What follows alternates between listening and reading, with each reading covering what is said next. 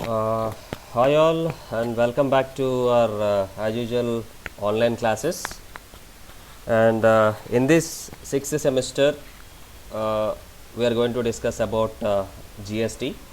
So in the last semester, we have discussed what is computerized accounting, what is Tally, and how to enter all the transactions using Tally, computerized accounting, the basic purchase transactions or sales transactions, purchase returns, payments, receipts, etc., etc., etc. We have already seen how to create ledgers and how to enter all the things. Sir, your voice is not clear. Hello, Sir, your voice is breaking in the between. breaking in between. No, sir, it's Is clear. it okay Yeah, now? sir. No, sir. Yeah, I'm using Wi-Fi connections, so I don't have any net problem here. So you just check it out from your end. Anyway, I'll check it out once again. So is it clear now? Yes, sir. Yeah. Sir.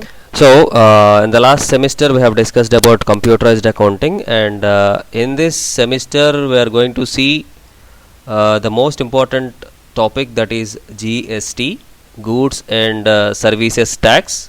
So, how to enter all these transactions along with the GST. In the previous semester, we have entered only the things without these GST and taxes. So, in this, we are going to see the same things with GST. So, what is GST? What are the things? In this semester, you have total 5 units. In the unit 1, we will see the complete introduction part of GST and why we have GST, what are the things which we have before GST, which kind of taxes which are included in GST, which are eliminated, all the things we will discuss in unit 1. From unit 2, unit 3, unit 4, unit 5, these 4 units are completely into practical. So how to enter the transactions using GST, how to enable GST, how many types of taxes we have, which kind of services we can go with. So how to levy these taxes on goods, and how to levy these taxes on the services. So completely about services we have in 4th unit, completely on goods we have in 3rd unit. The basic introduction part will be in unit 2, and how you can see all the reports will be in unit 5. So this is completely categorized into 5 units. So before that, you just tell me, do you have any idea about GST? I want to know, do you have any idea about GST? As a commerce student, have you heard about taxes? What is a tax and what is GST? Goods and services tax. Okay, goods and services tax. What is it for? That means a complete tax that is imposed on goods and services, sir, which is utilized in an economy. Okay, so what we have before GST? VAT. Why they need to introduce this GST? Is it necessary?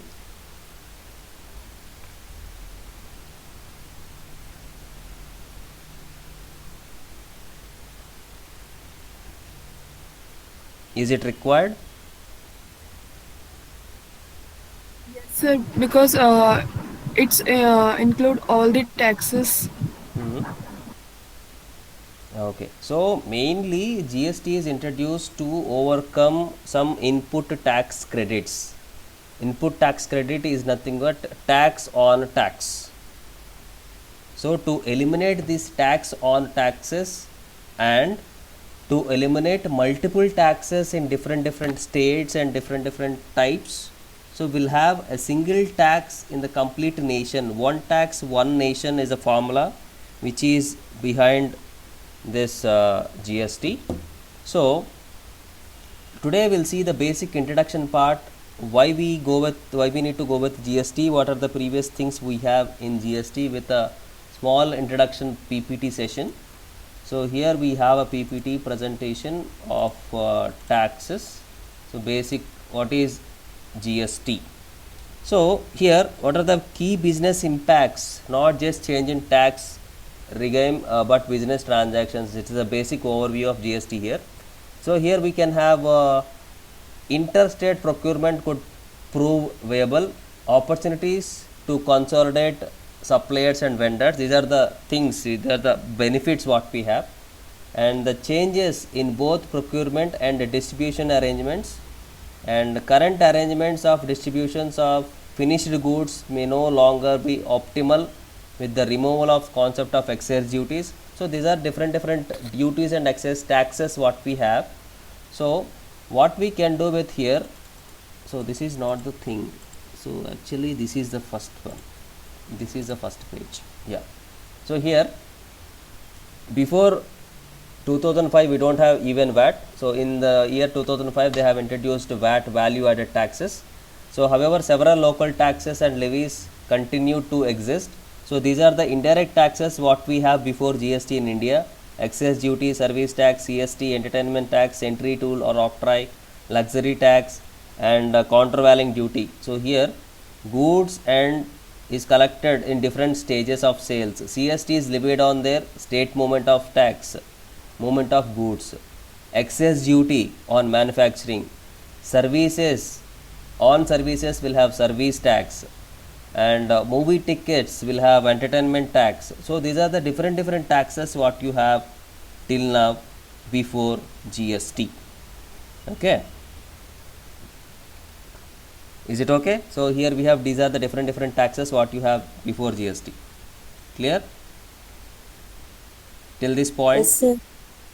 Okay, next, once we done with, we'll see how a GST is important. For example, here let me take an example of toothpaste.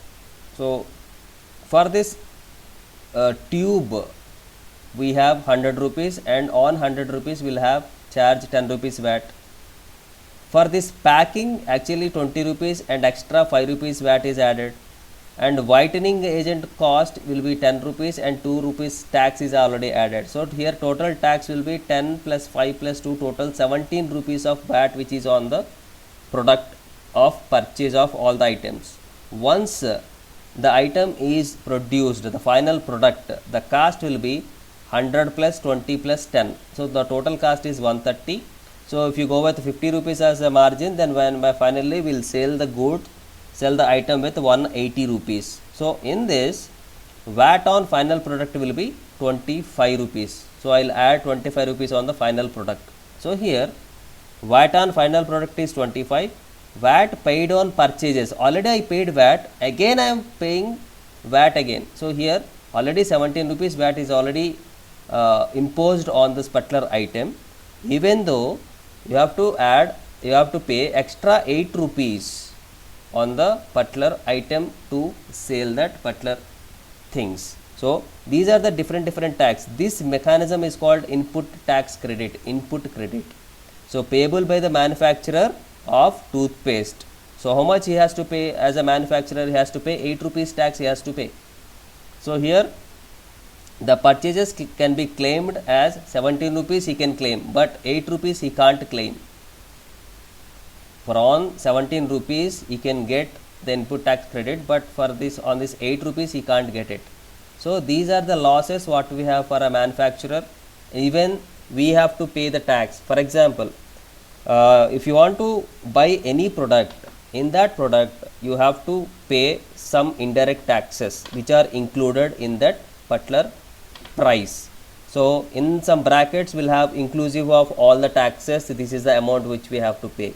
So we can see this line in multiple places. So this is about VAT what you have in input tax credit. Actually actual cost for manufacturing will have 17 rupees. Once the product is delivered, again you have to pay some more tax. So the extra amount what you have, that is considered as input credit. So it can't be levied or it can't be refunded to the manufacturer. So these are the problems what you have with basic VAT. And while input credit was available on VAT, no input credit was available on CST, octroi and several other local levies. So these are the things what we have. We can't have this input tax credit on different taxes. These taxes were added to the cost of goods. A trader can't claim the ITC of service tax in input service or excess duty in inputs. Similarly, a service provider can't claim ITC of VAT in inputs. Whatever the taxes which are levied on that particular item, they can't be claimed by the income tax department for different CSTs and for some service taxes. So these are the difficulties what they have to face when we have this VAT which has introduced. So there was no way for government to make sure your supplier has deposited VAT, he collected from you, and there was rampant VAT. So that is nothing but they are collecting some excess VAT, that is nothing but it is chori. These are the disputes on how much credit should be allowed, how much they have to pay. So illegally they are collecting some amounts under VAT prices. So right now we have some e-commerce which is already in this present scenario. E-commerce is a present business. Even in e-commerce we have to pay some different types of taxes before GST. So they are collecting some money irrespective of that particular product. Indirect different types of taxes they are collecting from a consumer. So these are the many problems what we have to face before GST. So once the GST has introduced, total country will have only one tax rate. So different countries, different states, they can't collect different taxes. Some taxes are under central government, some taxes are under state government before GST. But now all the taxes are going to be monitored by central government, and all the tax prices are same wherever we have. Okay. So we'll see the categorizations of GST. Here you have two types, intrastate supply and interstate supply. What is the basic meaning of intrastate supply? In the sense within the state. For example, manufacturer, or we can say supplier and the consumer, both are in same place, then that is called intrastate supply. For example, in a transaction, Kishore purchased goods from Ramu. Kishore and Ramu, these two people are from same state, then that is treated as intrastate. For example, a transaction which has happened in between two states, that is interstate.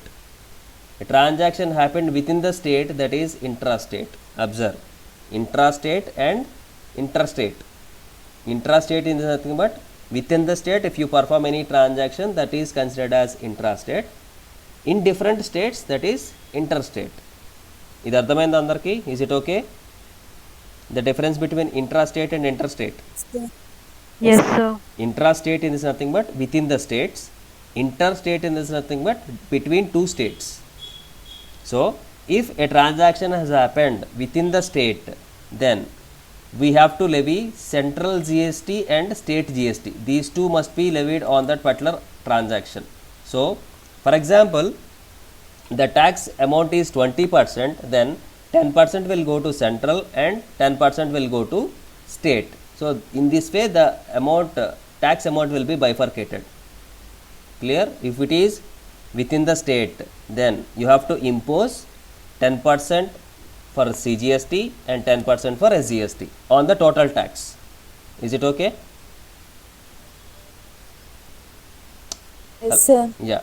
Next, if you perform a transaction between the two states, then you have to impose IGST, that is integrated goods and services tax. It is not only single service, it is for all the services whatever you have. So that's why we call it as services tax. So these taxes can be imposed on goods and different services. So that's why we have GST, goods and services tax. It is not service tax actually. So here intrastate in the sense within the state. So if you perform any operation within the state, that amount will be distributed in between state and central. If you have performed a transaction between two different states, the complete tax amount should be given to the central government, that is in the form of IGST. Clear? Next, the basics. GST is a tax on both goods and services except for some of the goods like alcohol for human consumption. So we don't have GST on alcohol. GST is levied at time of supply, but it is not at the time of delivery or manufacturing. So GST will make sure input credit is available for taxes paid on all purchases and input services. It will be on purchases and sales. Input credit shall only be allowed when your supplier has deposited the GST he collected from you. So whoever the supplier, he is responsible for the GST claims. Okay. Now there shall be a common law, written procedures and governance for all the suppliers and vendors. So these are the simple basics of GST. It is a tax on both goods and services, and it is levied on the time of at the time of supply.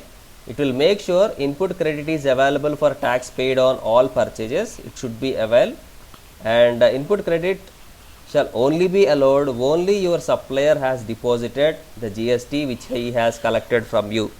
So at the time of purchase he will collect some GST, so that supplier has to deposit that GST amount to central, even for the state governments. So that is the responsibility of the supplier, not the responsibility of the person who is sold, who is purchased the goods. And this is about basics of GST. And how this should be payable. Will GST increase tax collection? Input credit from IGST, CGST and SGST paid on inward supply of goods and services. CGST is payable on inward supply on goods and services. Input credit from CGST, IGST paid. Here we have CGST and IGST. Here we have SGST also. But here SGST, it is on SGST and IGST paid on inward supply. All are inward supplies of goods and services. Total tax collection in India, direct and indirect, currently stands at 14.6 lakhs crore, of which almost 34% comprises from indirect taxes, with 2.8 lakh crore coming from excise and core from service taxes. So this is the basic statistics what you have for GST, how to utilize input credit under GST. And this is not that much important, and here we go with these are the not required stuff. So we'll go back to our basic thing here from this unit.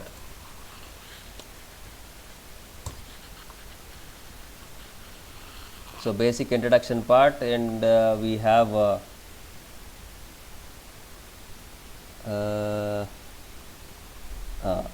this is the definition what we have discussed. Important concept of GST, taxable events.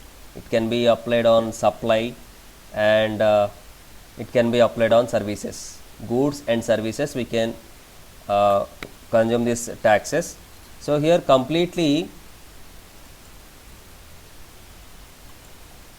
So as we have discussed, the GST is categorized into CGST, SGST, IGST, and if you have union territories, so here also will have UTGST. So what is CGST? Central Goods and Service Tax is also known as CGST.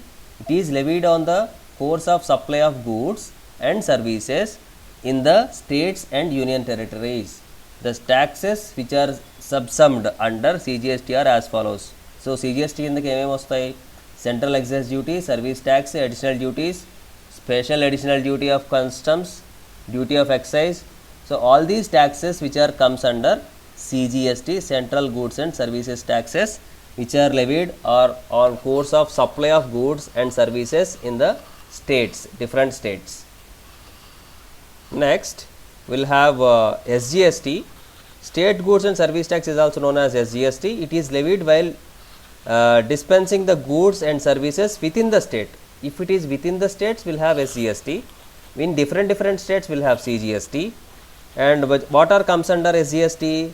VAT, purchase tax, luxury tax, entry tax, entertainment tax, tax on advertisements. So these are the things which are included in SGST. What are included in CGST?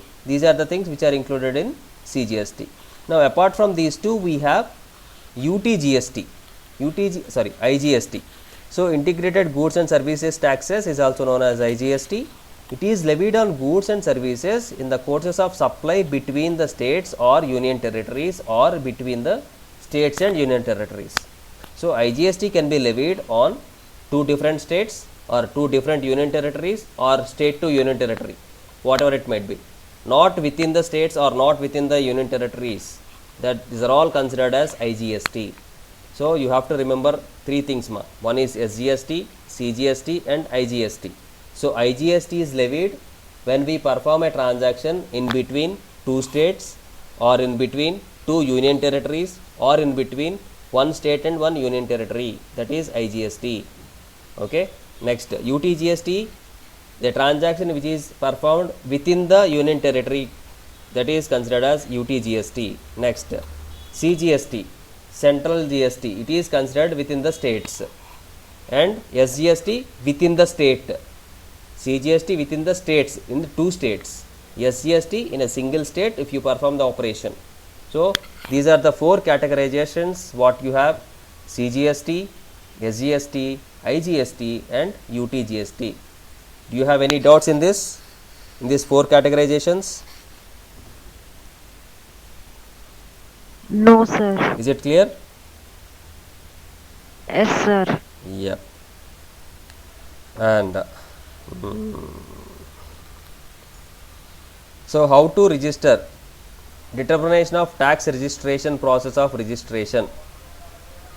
So under GST, how to register? Before the GST, the structure of indirect taxes were origin based. This means the tax is levied where goods are supplied or services are produced. In other words, the state where the supplier is situated will get the revenue which is collected in the form of a tax. This is before GST, where the goods are produced. But now let's see an example. Sam Traders from Goa supplies goods worth 1 lakh to Nelson Trading Limited, based in Kerala.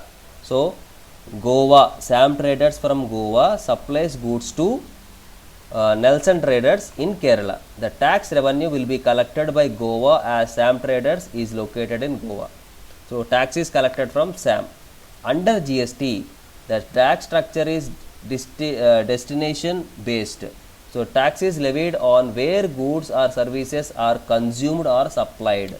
So the state where the goods or services are consumed will get the revenue which is collected in the form of a tax. So previously the tax is collected at Goa, but now the tax is collected at Kerala. So Sam Traders from Goa supplies goods worth of 1 lakh to Nelson Traders in Kerala. So the tax revenue will be collected by Kerala, and it will be the income for Kerala government. It is not from Goa. So have you observed the example? Before GST, the tax should be collected at the time of supplying the goods. So the tax should be collected at Goa, so that will be an income for Goa. But now, who are collecting the goods? The destination based. So the tax will be collected at Kerala, so that will be the income for Kerala. So this is the base how a GST will be. Next we have concept of registration under GST, how to register. So in GST taxation system, all businesses are bringing together under one tax, that is GST. So for this you have to register with GST site. So we'll see that GST site now.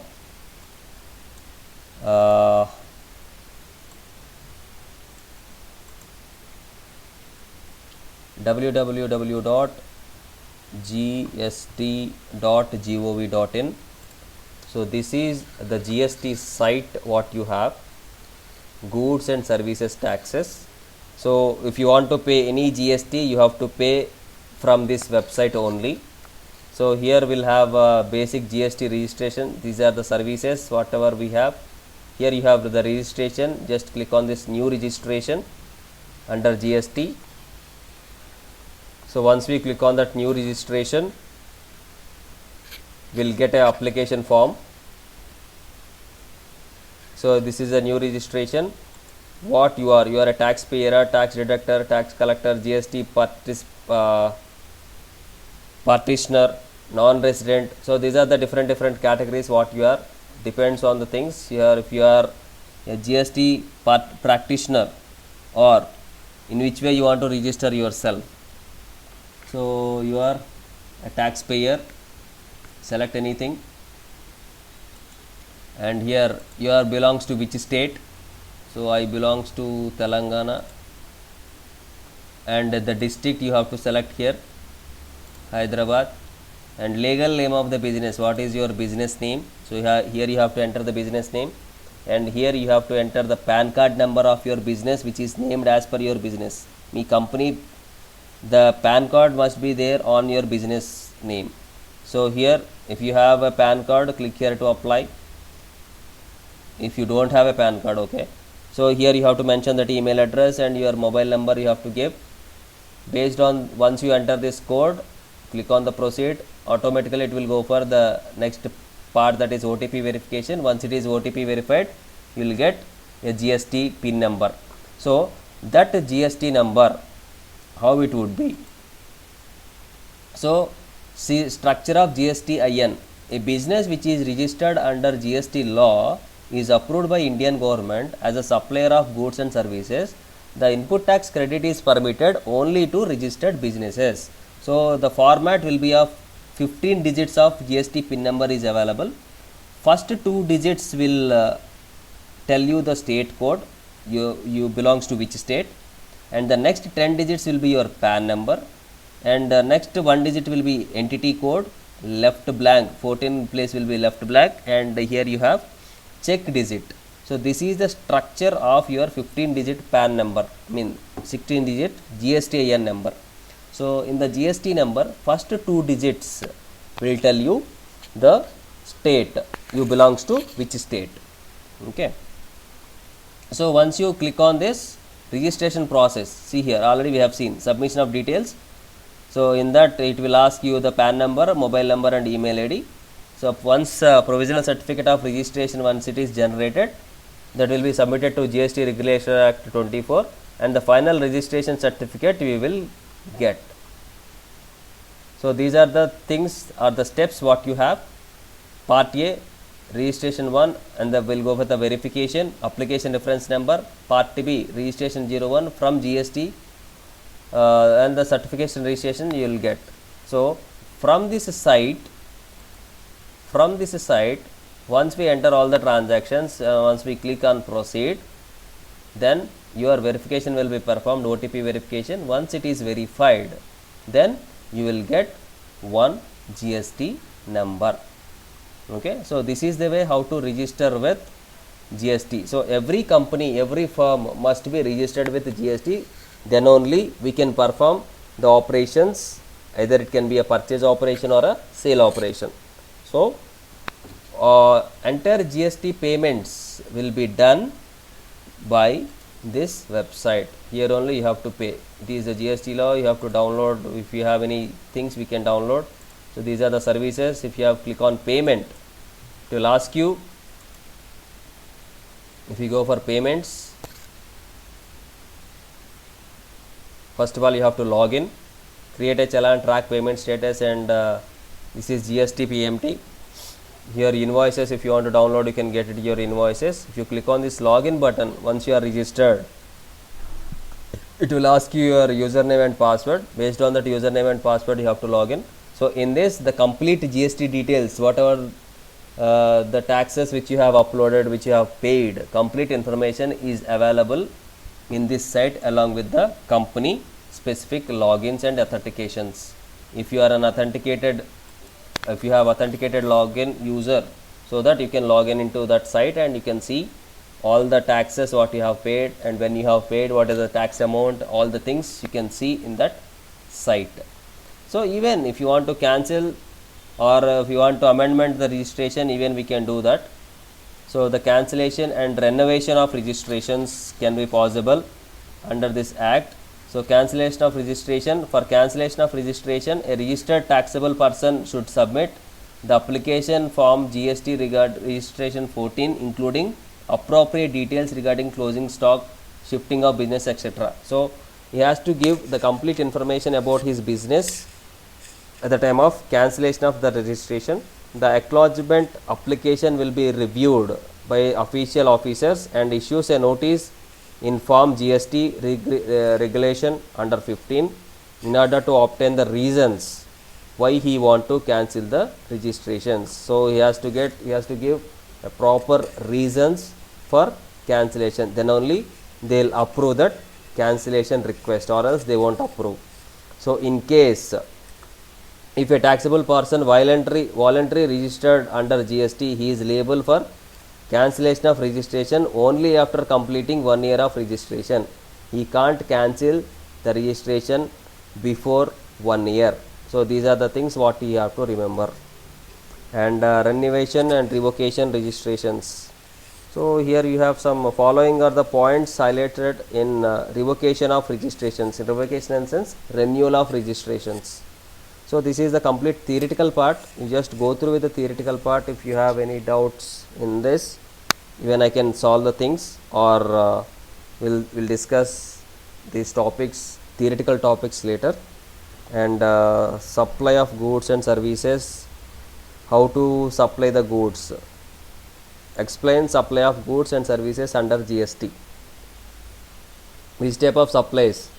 Supplies without consideration, supplies made for a consideration for further.